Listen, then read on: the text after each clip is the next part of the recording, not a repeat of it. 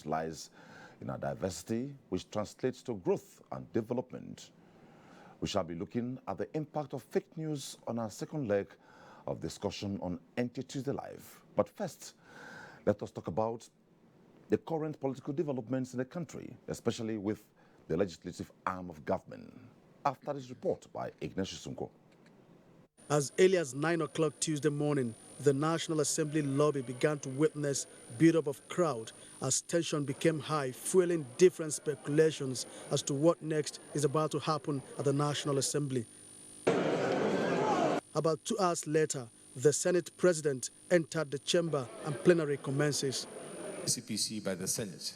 Shortly after the Senate President read the request of President Muhammadu Buhari for the confirmation of the Board of Independent Corrupt Practices and Related Offences Commission, he also read a letter of defection.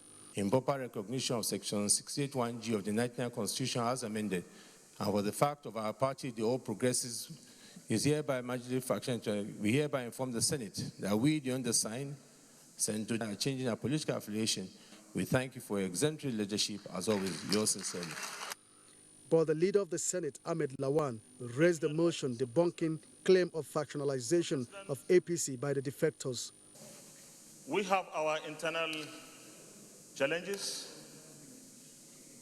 and as a political party, we all know how so much efforts by so many stakeholders to address the issues that bedevil this party.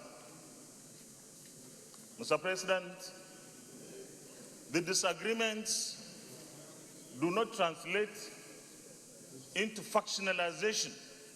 I will urge, Mr. President, that announcement be quarantined. From the National Assembly, Ignatius Nkwo, NTA News. That report by Ignatius Sunko sets the tone for the first leg of the discussion, which is the development at the legislative arm of government in Nigeria. Well, I'm being joined by three gentlemen, starting with Senate Leader, Distinguished Senator Ahmed Lawan. Thanks for joining us. Thank you very much, Jimmy. It's been a long day for you today. You've been all about the news. Good evening, viewers. Honorable Minister for Information and Culture, Lai Mohammed. It's a pleasure having you, sir. Thank you very much, and good evening, viewers. May Nasara Kogo Uma, a lawyer, international affairs analyst on good governance and rule of law. Thanks for joining us on Tuesday Live tonight. Good evening, Nigerians. Well, by the developments at the National Assembly today, precisely in the Senate, APC now has 53 senators, PDP 48, ADC 3, APGA 2, APC maintains majority. And let's start with the Senate leader.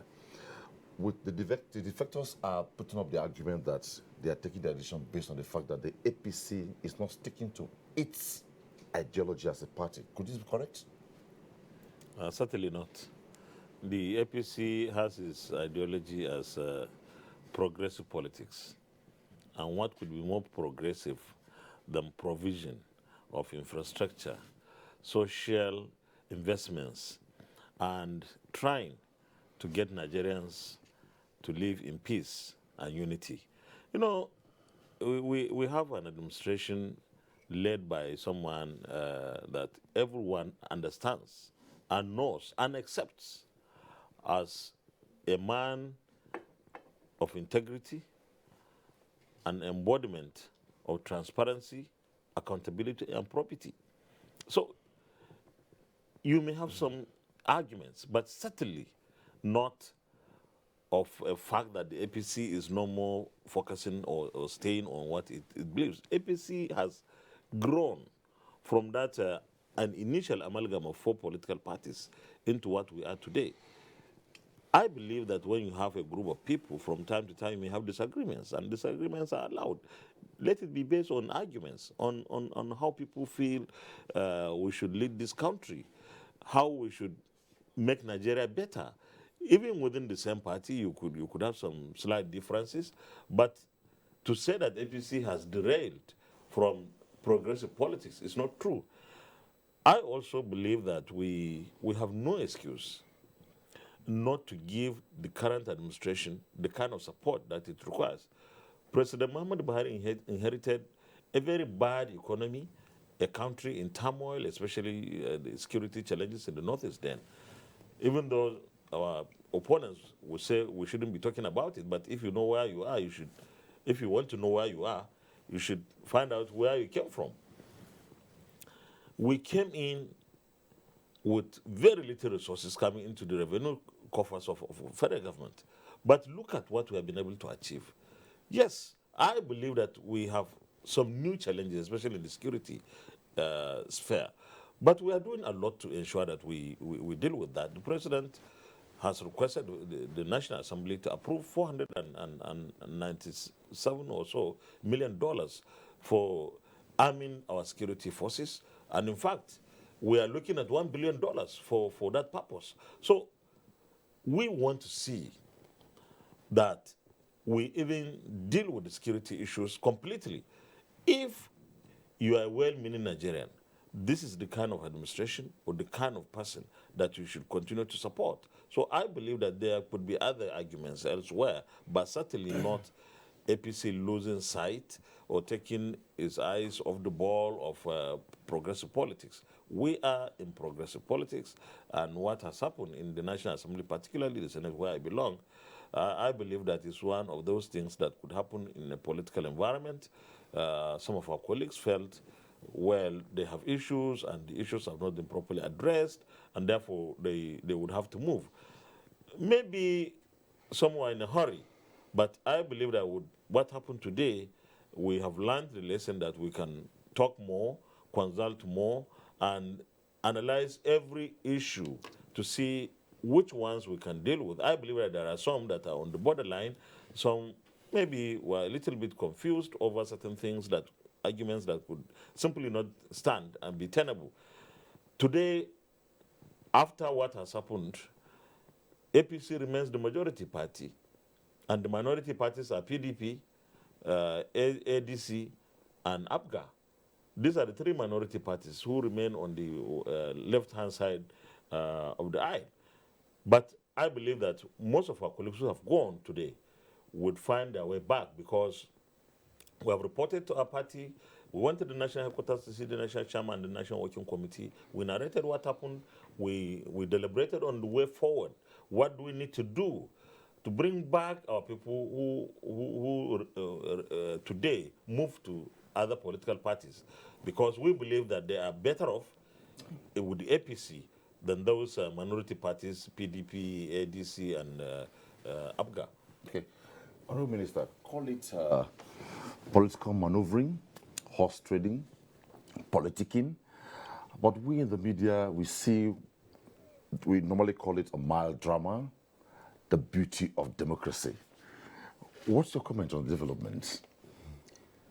I think I can put better than the Senate leader has put it, because he is Senate leader, and he has shown and exhibited a firm understanding of the political maneuverings in the National Assembly, especially in the Senate today. I would want to talk rather from the executive arm of the viewpoint of the executive arm of government. And here I want to support Senate leader that this government has remained focused. We campaigned majorly on three issues. We promised Nigerians that we were going to fight insecurity. We promised Nigerians that we were going to revamp the economy, and we promised Nigerians that we were going to fight corruption. I've been very faithful to Nigerians on these three objectives. And I will start, like the Senate leader said, from the insecurity. It takes somebody who understands where we were on the 29th of May, 2015, and where we are today to appreciate what the administration has done in the area of security. On the 29th of May, 2015, when my president was being sworn in, 24 local governments in the northeastern part of Nigeria, 20 in Borno, 4 between Adamawa and Yobe, were under the effective occupation of Boko Haram. And we're talking about a territory which is about 3 times the size of Lebanon. And when we say effective occupation of Boko Haram, we meant this was a territory whereby Boko Haram was completely in charge. They collected taxes, they ran the administration, they deposed emirs, they appointed new ones. As a matter of fact, when I got to Bama on the 5th of December 2015, for a minute, I thought I was either in Tunisia or Egypt or Saudi Arabia because all the signboards were in Arabic. That was how effective Boko Haram was in those areas. But I can say today that not one single inch of Nigerian territory is under the control of Boko Haram.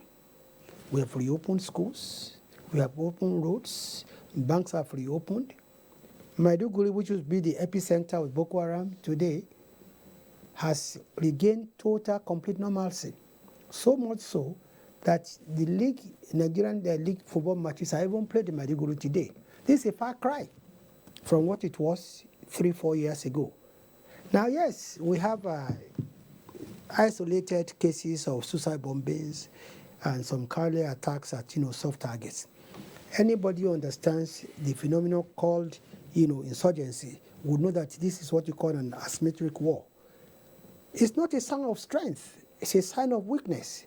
These are it's a sign of desperation on the part of Boko Haram because no longer do they have the capacity that they had before to wage wars and attack areas. You've forgotten that 4 or 5 years ago, people in Abuja could not sleep with their 2 eyes closed. Boko Haram visited Abuja about 4 times. And they chose when they wanted to come and nothing could happen. But today, it's a completely different story. In the area of the economy, again, like the Senate leader said, we must know where we are coming from, where we are. When we came in 2015, the entire foreign reserve of Nigeria was under $23 billion. Today, we have grown the economy, and our foreign reserve is over $47 billion. Today, we can say with all sense of responsibility and seriousness that no government in the history of this country has invested so much in infrastructure as we have done. 2016-2017, we invested 2.7 trillion naira in roads, in power, in housing, in water, in bridges. So much so today that we have changed the entire landscape of the country, and the whole country is like work in progress. And I'm not just saying this; I'll give you facts and figures. When we came in 2015, the entire power generated by all the GENCOs was 2,690 megawatts. Today, we generate 7,000 megawatts. Yes, it's not enough for a country like Nigeria, but you can imagine 2,690 to 7,000 megawatts. This did not happen by magic. It was because of the dedication of this government. The first thing we did, because don't forget, by the time we came in, power had been privatized. Yeah. Generation had been privatized. Distribution had been privatized. It's only the transmission that is in the hands of government. But what we found out was that the discos could not pay for power being generated.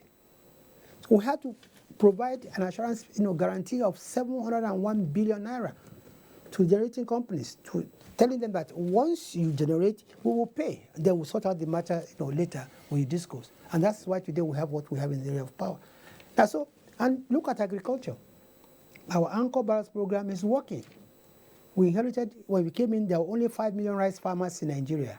Today we have over 11 million rice farmers. What about the Federation? So we can say that we have not lost focus as a government.